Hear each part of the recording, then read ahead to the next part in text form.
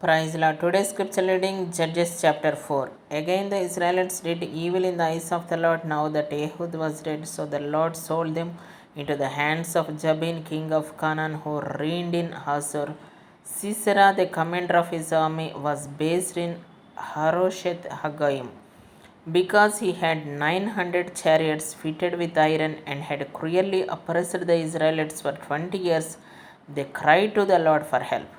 Now Deborah, a prophet, the wife of Lapidoth, was leading Israel at that time.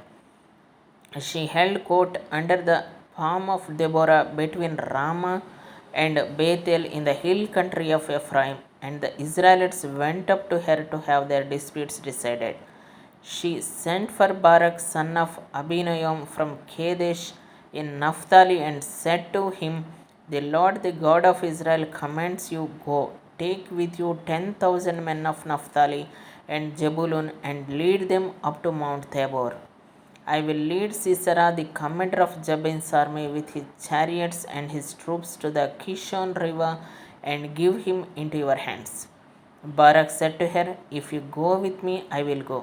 But if you don't go with me, I won't go." "Certainly I will go with you," said Deborah. "But because of the course you are taking, the honor will not be yours, for the Lord will deliver Sisera into the hands of a woman." So Deborah went with Barak to Kadesh. There Barak summoned Jebulun and Naphtali, and 10,000 men went up under his command. Deborah also went up with him.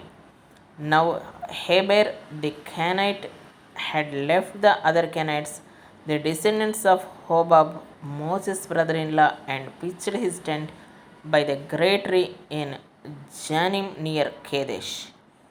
When they told Sisera that Barak son of Abinoam had gone up to Mount Tabor, Sisera summoned from Harosheth Hagoyim to the Kishon river all his men and his 900 chariots fitted with iron. Then Deborah said to Barak, "Go, this is the day the Lord has given Sisera into your hands. Has not the Lord gone ahead of you?" So Barak went down Mount Tabor with 10,000 men following him.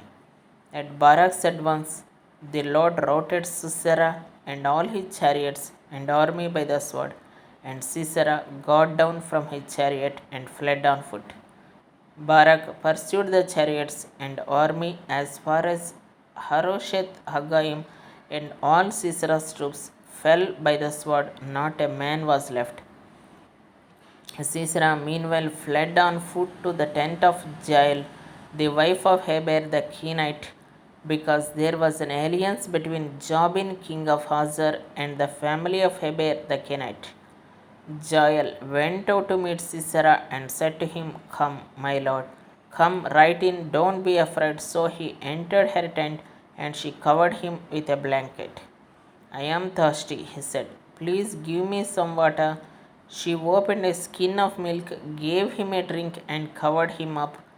"Stand in the doorway of the tent," he told her. "If someone comes by and asks you, 'Is anyone in there?' say no."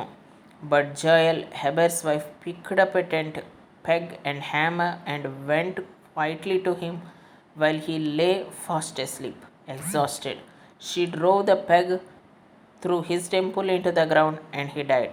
Just then Barak came by in pursuit of Sisera, and Jael went out to meet him. "Come," she said, "I will show you the man you are looking for." So he went in with her, and there lay Sisera with the tent peg through his temple, dead. On that day God subdued Jabin king of Canaan before the Israelites, and the hand of the Israelites pressed harder and harder against Jabin king of Canaan until they destroyed him. Amen.